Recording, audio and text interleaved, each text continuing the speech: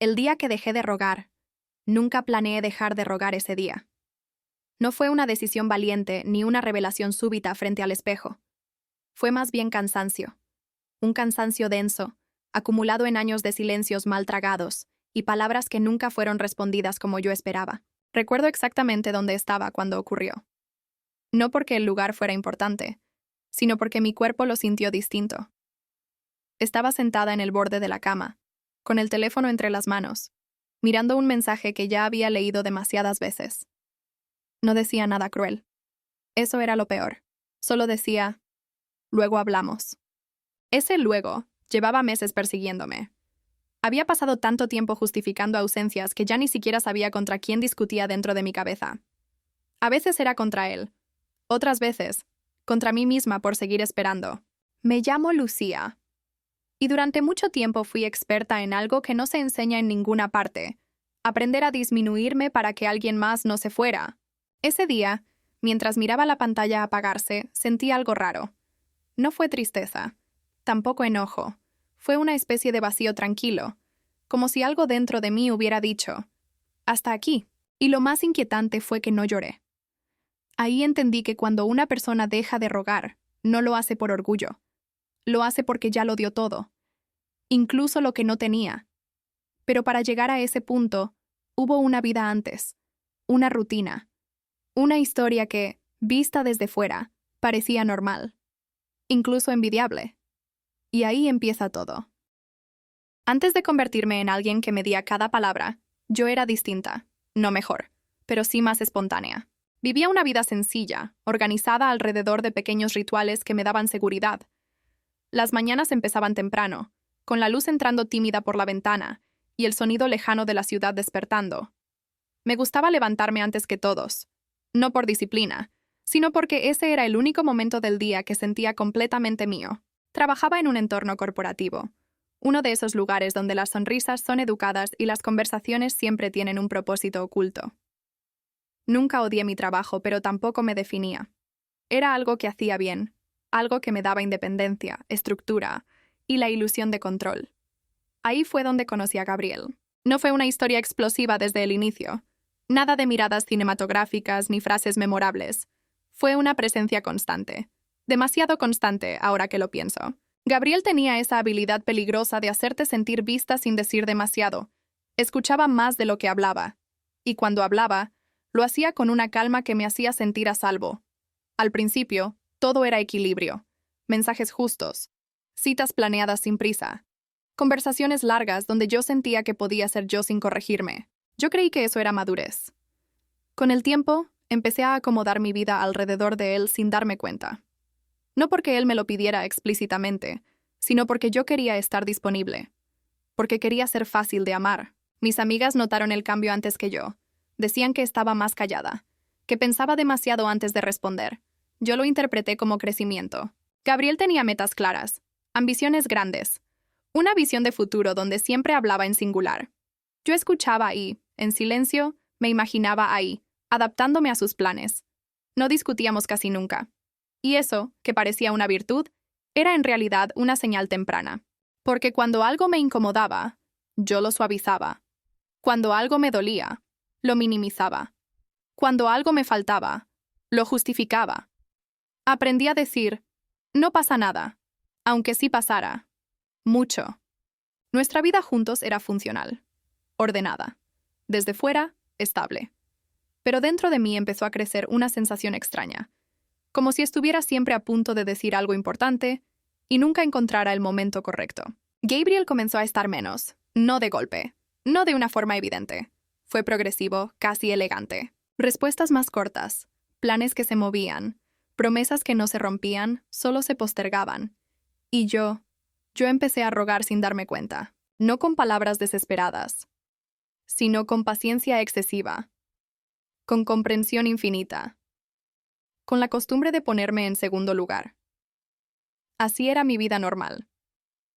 Una vida donde parecía que todo estaba bien, pero donde yo ya estaba aprendiendo a desaparecer, y sin saberlo me estaba acercando peligrosamente al día en que dejaría de hacerlo. El conflicto no llegó con una discusión grande, llegó con una acumulación silenciosa de pequeñas renuncias. Al principio, me convencí de que era una etapa. Gabriel estaba enfocado en crecer, en avanzar, en convertirse en alguien mejor. Eso decía. Y yo quería ser la mujer que no estorba cuando alguien está construyendo algo importante. Así que aprendí a esperar. Esperar mensajes, esperar llamadas, esperar confirmaciones que casi nunca llegaban completas. Recuerdo una noche en particular. Habíamos quedado en vernos. Nada especial. Solo compartir el final del día.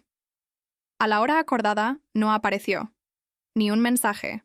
Ni una explicación. No me molesté de inmediato. Eso fue lo alarmante. Me dije que algo habría surgido. Que seguramente me escribiría. Cuando lo hizo, horas después, el mensaje fue breve, casi administrativo.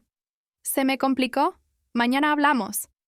Y yo respondí algo que hoy todavía me pesa recordar. No te preocupes. Ahí empezó todo de verdad. Empecé a medir mis emociones según su disponibilidad.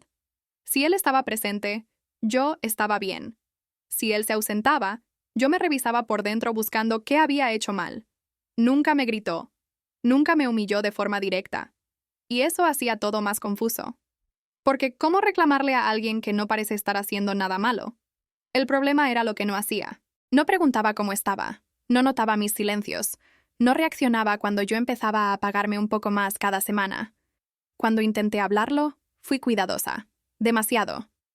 Últimamente siento que estamos distantes, le dije una vez. Él suspiró, como si yo hubiera mencionado algo incómodo pero inevitable.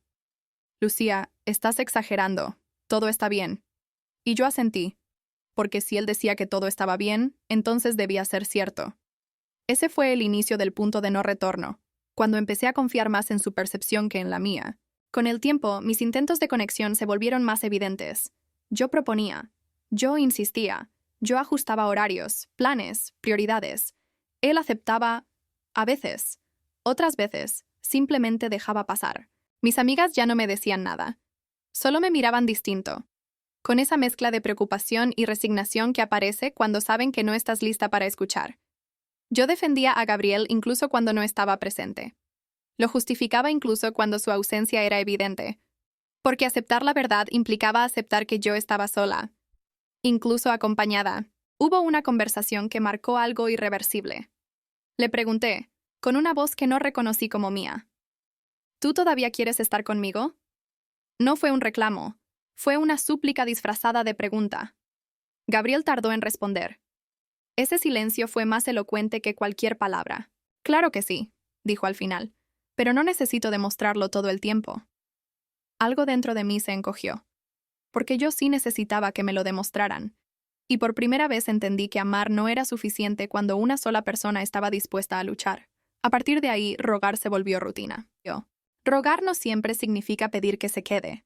A veces significa pedir migajas de atención, pedir explicaciones suaves, pedir presencia sin exigirla.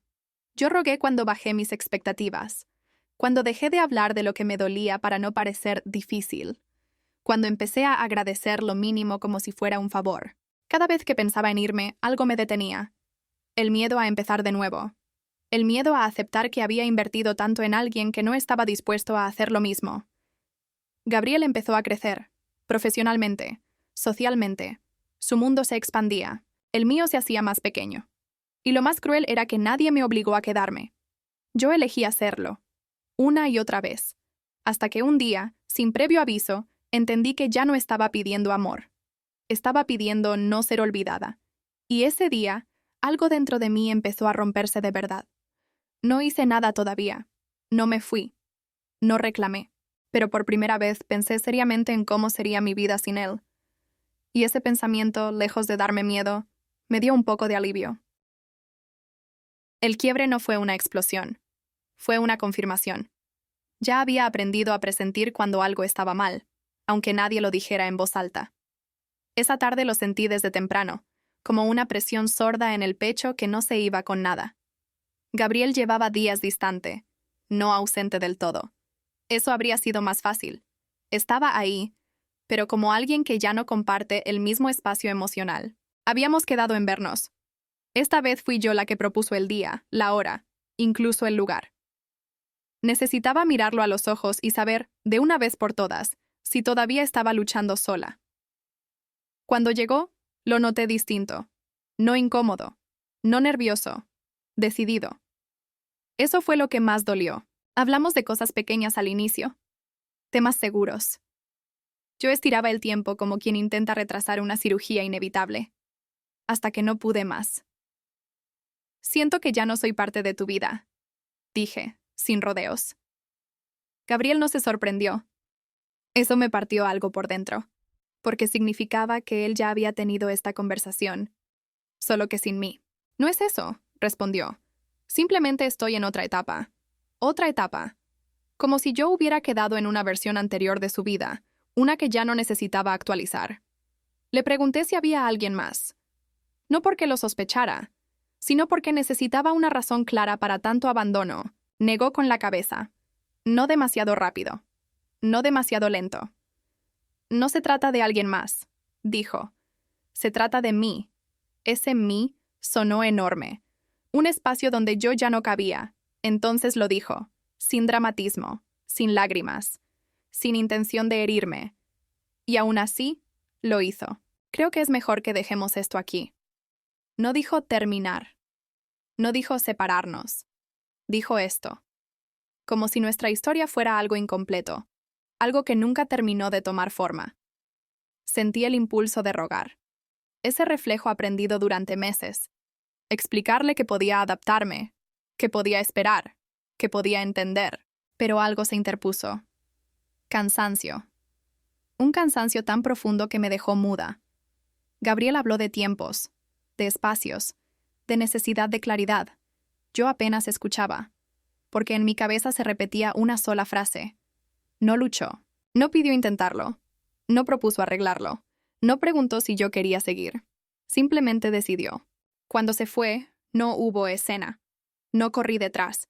No levanté la voz. No hice nada que se pareciera a una despedida dramática. Me quedé sentada, mirando el espacio que había dejado vacío.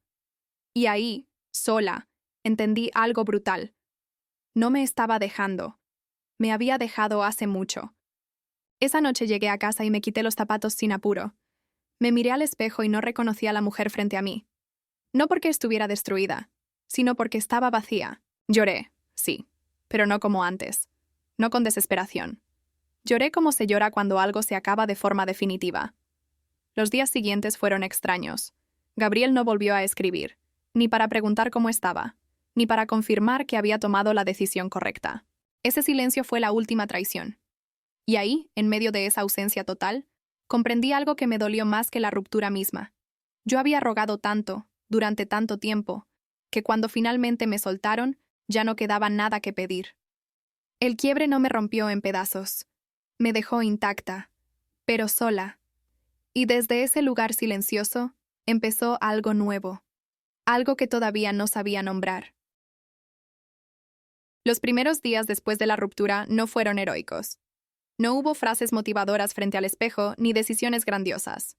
Hubo rutina y una sensación persistente de no saber qué hacer con tanto espacio vacío. Me despertaba temprano, como siempre. Por costumbre, no por disciplina. Pero ya no tenía a quién escribirle buenos días. Y esa ausencia, al principio, se sentía como un hueco incómodo, no como libertad. Lo más difícil fue desaprender. Desaprender a revisar el teléfono. Desaprender a explicar mis horarios. Desaprender a justificar silencios que ya no le debían nada a nadie.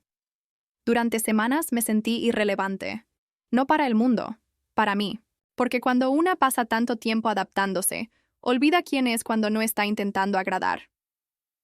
Empecé por cosas pequeñas. Demasiado pequeñas para contarlas como logros. Elegir qué comer sin pensar si a alguien más le gustaría. Salir sin avisar. Volver tarde sin culpa. No era felicidad. Era reaprendizaje. Hubo noches en las que pensé en escribirle. No para volver. Para comprobar que todavía importaba. Y ahí comenzó la verdadera transformación.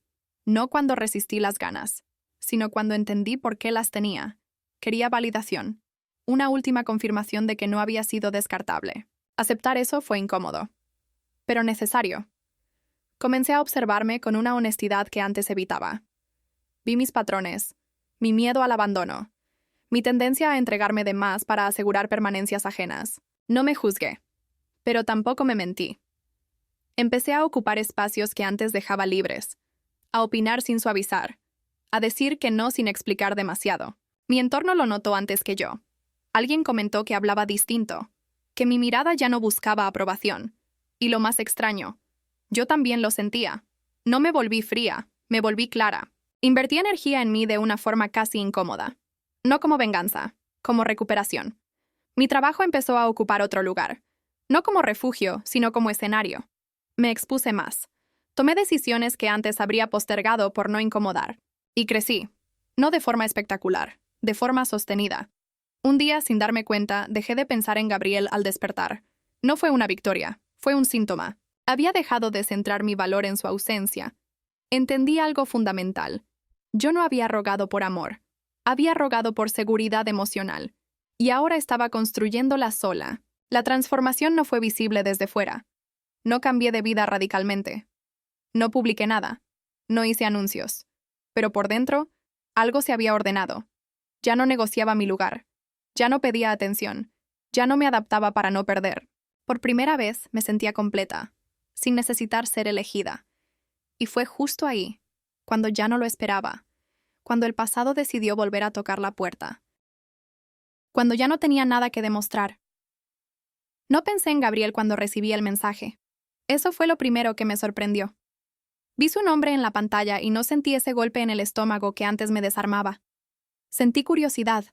Nada más. Hola Lucía, ¿podemos vernos? Creo que nos debemos una conversación.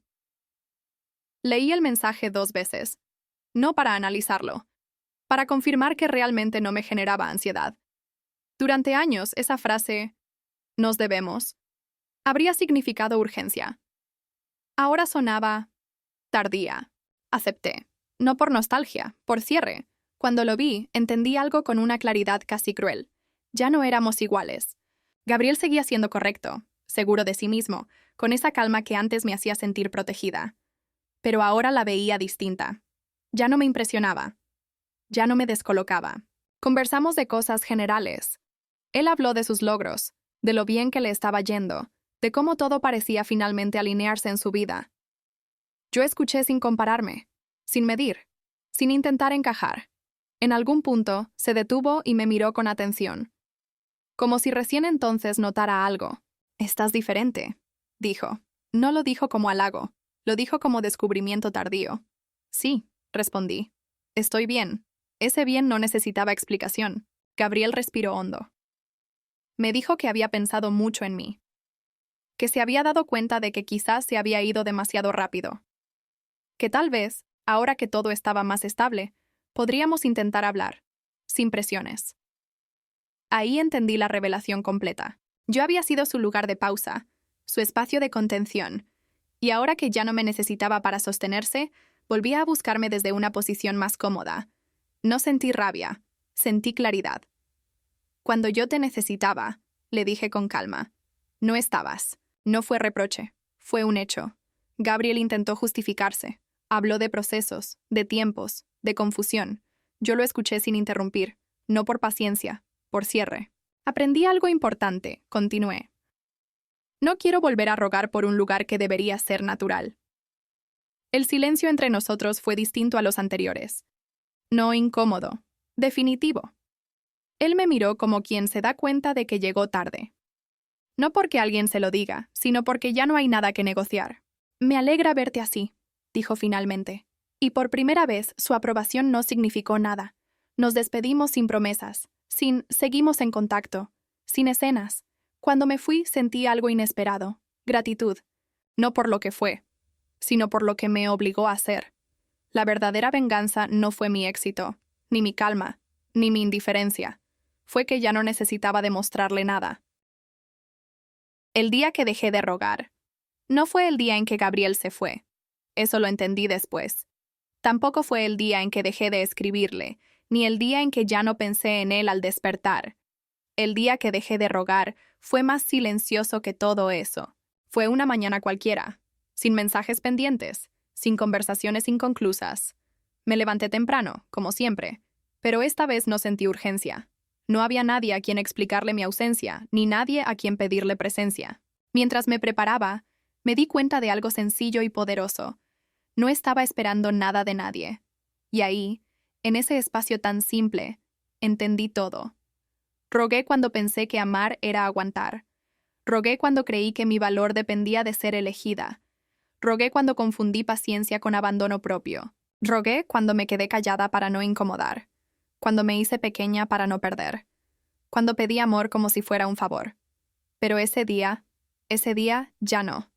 No porque me hubiera vuelto más fuerte que antes, sino porque me había vuelto más honesta conmigo. Aprendí que quien quiere estar, está. Que el amor no se mendiga, se encuentra a la altura. Y que quedarse donde no te eligen también es una forma de traición. Pero hacia una misma. Hoy no guardo rencor. Eso también fue parte del crecimiento. Guardo memoria. Y la memoria bien entendida no duele. Enseña. Gabriel fue parte de mi historia, pero ya no es referencia de mi valor. No lo culpo. No me culpo. Solo sé que no vuelvo atrás. Si algún día alguien vuelve a irse, no lo detendré. No explicaré de más. No rogaré. Porque ahora sé algo que antes ignoraba. El amor que se queda nunca te obliga a suplicarlo. Y si esta historia sirve para algo, que sea para recordarte esto. El día que dejas de rogar no pierdes a nadie. Te recuperas. Si alguna vez has pasado por algo igual, házmelo saber en los comentarios. Dale me gusta y suscríbete, para que esta historia llegue a más personas. Nos vemos en la próxima historia de Vidas Cruzadas.